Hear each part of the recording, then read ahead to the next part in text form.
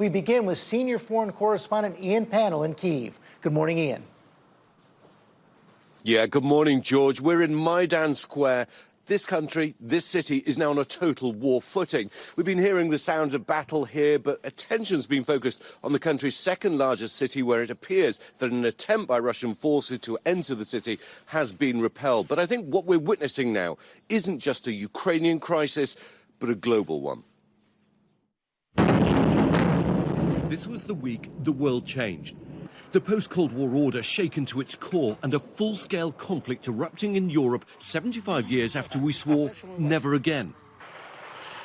This morning, Russian tanks and troops, artillery and aircraft are pummeling the Ukrainian capital Kyiv as they lay siege to the city. Once again, air raid sirens are ringing out across the capital, Kyiv. Although there's been a lull in the fighting for the last couple of hours, the fears are that the Russians have been resupplying and are ready to mount a real attack inside the city. 4 days ago, President Zelensky was saying he didn't think Russia was planning a large-scale invasion. Today, the former actor and comedian has become commander-in-chief, leading his country in defense of the nation, saying our arms are our truth is that it's our land, and we will defend all of this. For months, Putin's kept the world guessing about his intentions, massing 150,000 troops while making extraordinary demands, guarantees Ukraine will never join NATO and that the alliance should pull back from Eastern Europe. The KGB colonel who became prime minister and then president for life has long been a thorn in the West Side. Cunning, shrewd, almost venerated as a master tactician, outwitting many a US president. But this week, a different Vladimir Putin emerged. Irrational, risky, paranoid. In an extraordinary hour-long speech, Putin lectured about 100-year-old history and questioned Ukraine's legitimacy as a state, saying, Ukraine isn't just a neighboring country, it's an integral part of our history, culture, spiritual continuum. In the end, recognizing the two Russian-controlled separatist regions in Ukraine as independent. The final piece is now in place for a false pretext Russia's been manufacturing for months, a barrage of false claims of genocide and Ukrainian attacks. In the east, where this crisis was at its most acute, Russian forces have struggled to make advances. In Kyiv, the country's second-largest city, the Kremlin's troops met what's emerging as a defining feature of this conflict: stiff, unified and resolute Ukrainian resistance. Vladimir Putin may have thought all he had to do was pressure Zelensky and he'd fold, but the master tactician may have underestimated his enemy. Despite overwhelming firepower in their favour, the first few days of battle have not gone as well as the Russians expected, according to a senior Pentagon official. Putin has plunged the world into a deep crisis, the West now moving to make Russia a pariah state. President Biden calling it a war of choice without a cause. Putin is the aggressor.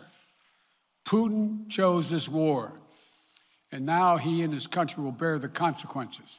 The administration, along with Britain and Europe, introducing a raft of sanctions, targeting Russian banks, business elites or oligarchs and their families, even President Putin and the Foreign Minister Sergei Lavrov.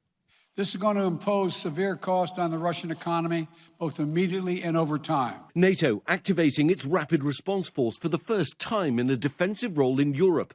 Up to 40,000 troops to bolster allied countries close to Russia and Ukraine, and 7,000 American troops ordered to Europe could soon make up part of this.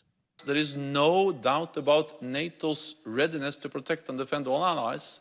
But the troops will not be going to Ukraine.